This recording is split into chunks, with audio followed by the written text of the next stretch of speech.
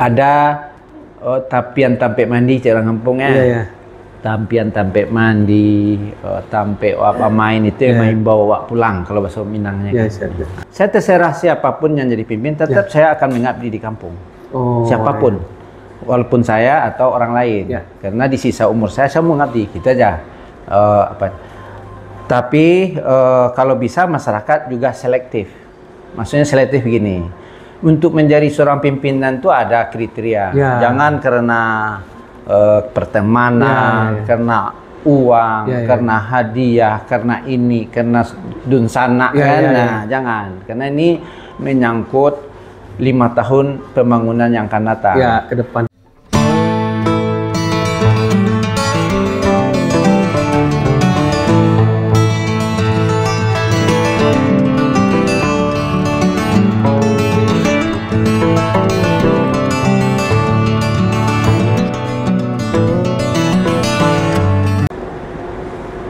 Assalamualaikum warahmatullahi wabarakatuh. Riomek TV. Alhamdulillah kita kembali podcast kali ini bersama Pak Dr. Zulmeta, SPOG KF. Jadi maternal. Dokter di depannya itu dokter S3 Pak. Jadi akhirnya jadinya dokter. Dokter. Ya kan ada orang dokter insinyur, dokter di belakang sarjana hukum. Ini dokter lagi Pak ya. Alhamdulillah. Ini langsung aja nih Pak, ini kan lagi kontestasi pilkada. Seluruh Indonesia ada lebih 500 kabupaten kota kan. Ini Bapak udah lama di Pekanbaru. Sudah pengusaha juga, dokter juga, dosennya juga. Udah komplit lah Pak. Intinya udah cukup duduk tenang aja, terus Bapak pengen ke Payakumbuh untuk maju wali kota. Gimana tuh Pak? Begini Pak. Saya sebenarnya kalau dari kedudukan dan finansial kita nggak bisa juga harus jujur aja. Saya di sini kan sebagai dosen sebagai dosen, sebagai tenaga profesional ya. Kalau di kedokteran itu kan kalau dosen itu S3, nah, itu dosen. Tapi kalau di profesionalnya sebagai seorang SPOG, saya udah namanya SP2 namanya. Kalau SPOG itu SP1. Jadi udah konsultan namanya. Jadi panggilannya konsulen namanya. Konsulen. Yang udah konsultan ini. Dari segi itu kita tapi ada yang menarik saya pulang. Kalau kedudukan di sini sebenarnya banyak yang menawari saya sebagai wali kota Pekanbaru. Bahkan ada yang untuk wakil gubernur datang ke kita. Coba kita nggak tertarik. Karena kita lahir dan besar di Payakumbuh. Itu menarik kita pulang. Jadi kadang-kadang ada mimpi Pak, mimpi hidup di kampung. Mungkin kita ini sebagai manusia, setelah kita menduduki tingkat yang udah kita inginkan, jadi cita-cita kita udah nggak ada lagi. Maka pingin lagi pulang kampung untuk mengabdikan diri. Itu sebenarnya. Jadi mengabdi ini bukan saya hanya lip service Kalau orang mungkin bilang aja saya namanya pilkada, siapa yang pulang kampung pasti dia ngomong bahwa ini untuk mengabdikan diri. Pasti begitu. Nah, semuanya begitu. Tapi saya kan boleh dilihat di sini. Saya bukan anak-anak saya pun bilang kok papa udah nyaman kok pingin lagi. Mereka kan tidak tahu bahwa ini suatu pengabdian. Jadi saya umur udah 60. Untuk pensiun di dosen itu 65 sebenarnya. Saya majukan. Saya tidak mau saya pulang kampung tuh dalam keadaan sudah ongkoh sudah ketuaan Tidak bisa berbuat lah gitu. Tidak berbuat. Jadi di sisa hidup umur kita ini kita masih bisa berbuat. Jadi orang kampung menerima kita itu dengan senang juga. Kalau penyakit aja yang diterima gimana? Saya udah lumpuh, jadi lumpuh. Maka itu yang menyebabkan saya pulang kampung, Pak. Ada tapian tampek mandi orang kampungnya. Tampian tampek mandi, tampek apa main itu yang main bawa pulang kalau bahasa Minangnya. Nah, itu Pak. Kira-kira Pak, kan ini banyak tuh yang maju di Payakumbuh tuh kan, ada beberapa paslon. Itu kira-kira apa yang membuat berbeda sama Bapak, Pak? Nggak apa-apa. Kita kan harus profesional ya. Jadi siapapun maju itu bagus. Jadi masyarakat punya pilihan di situ. Ada beberapa orang yang mau dipilihnya. ya kan? Kalau hanya maju 2 atau apalagi 1, ada pilihan kotak kosong lagi kan ada pilihan. Kalau 2 pilihannya cuma 2, kalau 3 pilihan, kalau 5 kan pilihannya lebih banyak. Jadi mereka punya kesempatan untuk mendapatkan suatu pimpinan yang bagus. Nah, tapi kita begini, saya terserah siapapun yang jadi pimpin, tetap saya akan mengabdi di kampung. Siapapun, walaupun saya atau orang lain, karena di sisa umur saya mau mengabdi, kita aja. Tapi kalau bisa masyarakat juga selektif. Maksudnya selektif begini, untuk menjadi seorang pimpinan itu ada kriteria. Jangan karena pertemanan, karena uang, karena hadiah, karena ini, karena dunsana, jangan. Karena ini menyangkut 5 tahun pembangunan yang akan datang ke depan. Jadi anak-anak kita atau keponakan-keponakan kita, mereka yang akan menanggung. Yang umur 20 tahun sekarang nanti 25 tahun ya mereka. Yang 25 tahun sekarang nanti 30 tahun mereka. Jadi mereka lah yang akan dipimpin sebenarnya. Kalau yang umur 60 tahun sekarang atau 70 tahun sekarang tidak perlu lagi pimpinan, karena mungkin 2 tahun lagi meninggal misalnya, misalnya. Jadi kita harus tahu apa kriterianya. Harus ada kriterianya. Kalau bisa saya ini diyakinkan atau dididik masyarakat itu jadi pemilih yang cerdas, yang rasional, yang cerdas dan rasional. Jangan masyarakat dibikin bodoh, dibikin bodoh. Misal gini, kita bikin kriteria, seorang pimpinan itu harus jujur. Kejujuran teruji nak selama dia sebelum jadi calon ini. Teruji nak. Nah, kalau tidak teruji, atau kita lihat jejak dia ke belakang. Lihat, kemudian lihat, kita tahu ya kalau kejujuran itu malumlah sekian banyak yang masalah yang harus diselesaikan. Itu bisa disalahgunakan oleh itu nantinya. Kemudian misalnya kedua, moral. Moral ini sangat penting. Ini pimpinan itu adalah gambaran bagi anak keponakan kita, panutan bagi mereka. Jadi kalau seorang pimpinan tidak bermoral gimana? Misalnya ada kriminal, narkoba, atau moralnya banyak mencela-mencela, kalau bilang kan tidak kejahatan moral perempuan misalnya, kan tidak bagus untuk anak keponakan kita. Saya pernah dengar baca si Bill Clinton, seorang presiden yang sangat berhasil dalam pemerintahan dia di tahap pertama itu, sehingga dielukan di Amerika. Dia masuk ke tahap kedua, orang dah yakin bahwa Bill Clinton ini pasti akan dipilih lagi. Tapi dia tersandung dengan masalah perempuan. Dia diisukan main sama Lewinsky, siapa Monica Lewinsky, siapa ya? Akhirnya apa? Mereka mundur di pencalonan itu. Jadi artinya bagi negara yang bebas sekalipun, dia masih mengharapkan pimpinan yang bermoral. Betul. Ya kan? Apalagi kalau udah jauh ke mana-mana perginya kan. Itu yang ketiga, itu harus intelektual. Seorang pimpinan tidak bisa tidak intelektual. Harus cerdas dia, harus pintar dia, cerdas dalam memimpin. Ya kan? Bagaimana memimpin dia harus tahu. Bagaimana orang senang dia harus tahu.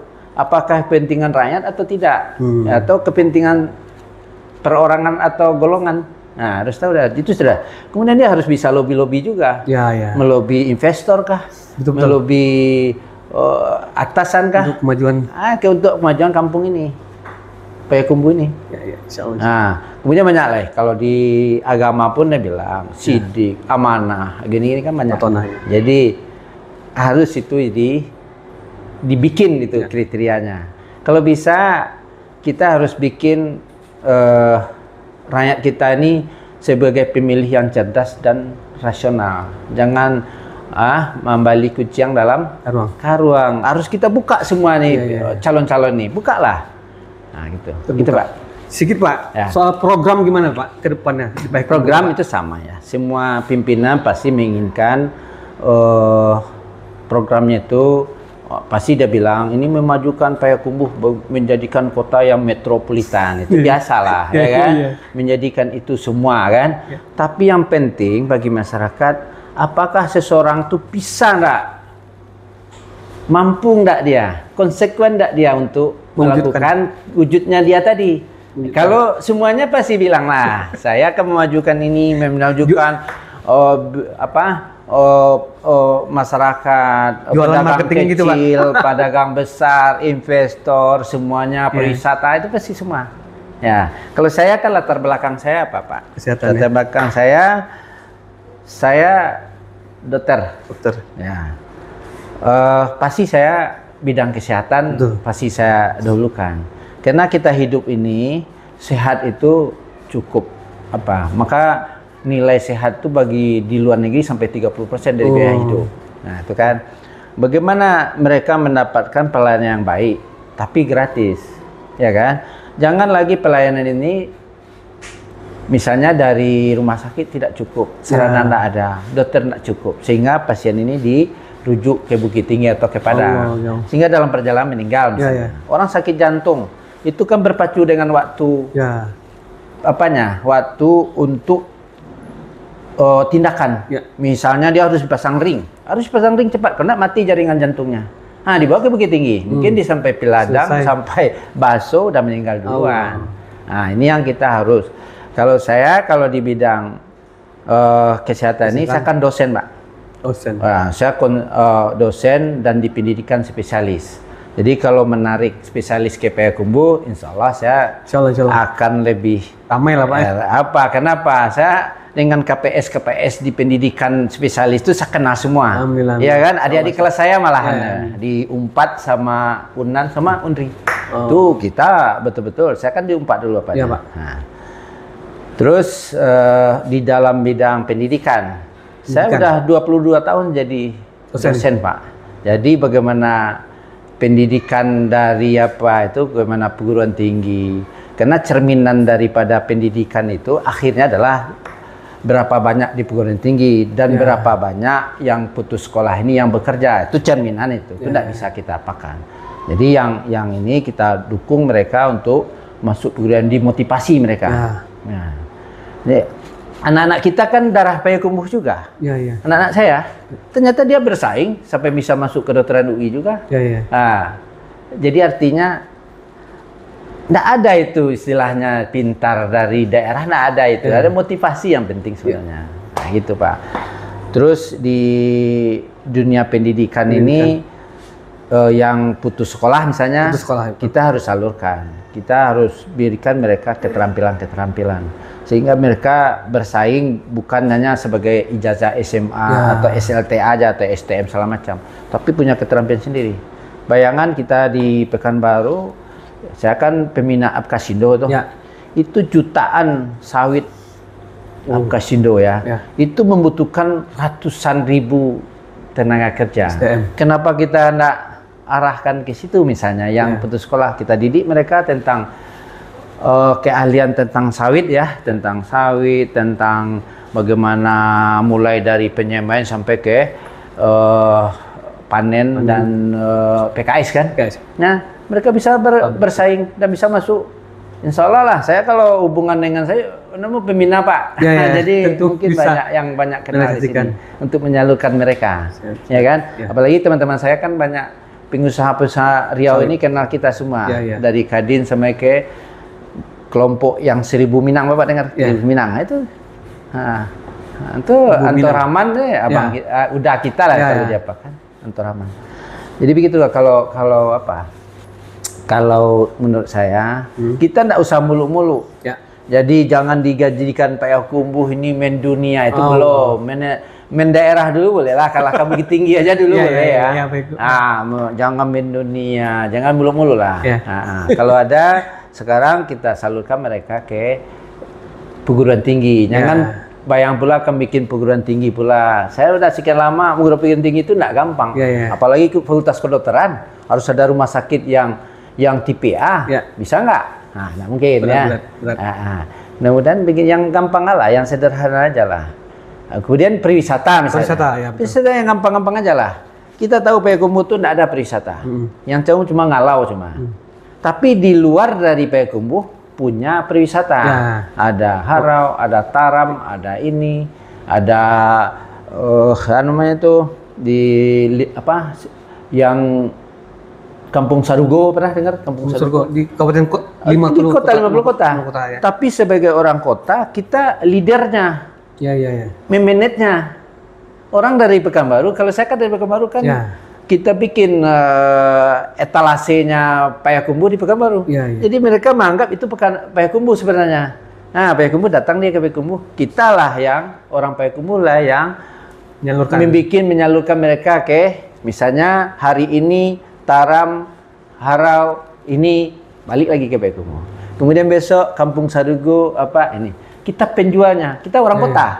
Kita penjualnya. Tapi disupport yang punya itu di desa, di apa? Di kabupaten. Jadi kita harus kerjasama sama sinergi pemerintah. Iya, nah ada kita. Ini orang kota, ini kabupaten, ini Kota Madian. Ada kita. Kita harus kerjasama. Dengan Bukit Tinggi juga itu. Kalau bisa mereka turun dari tol, kalau tol turun di Payakumbuh, nanti dari Payakumbuh mereka ke Bukit Tinggi. Terus kita bikin sarana yang bagus, misalnya hotel-hotelan di Payakumbuh yang bagus ya, yang layak huni. Nah, kemudian etalasenya kita, kan saya punya usaha di Pekanbaru, kita bikin etalasenya sini. Dia melihat di sini, cukup dia memesan dari sini langsung ke hotel di Payakumbuh. Nah, gitu. Jadi main apa aja. Jadi tidak ada istilahnya sampai di sana mereka tidak punya dapat hotel. Itu kan kecewa mereka. Iya, betul. Banyak gitu, Pak. Baik, di prinsipnya bagi saya bagi kita mempotensikan yang ada yang sederhana tapi apanya efektif sebenarnya. Jadi hasilnya bagus. Baik, Pak Dokter, mungkin closing statement nih nanti. 29 November ya? 27 November buat warga di Payakumbuh. Silakan Pak Dokter. Saya ke warga Payakumbuh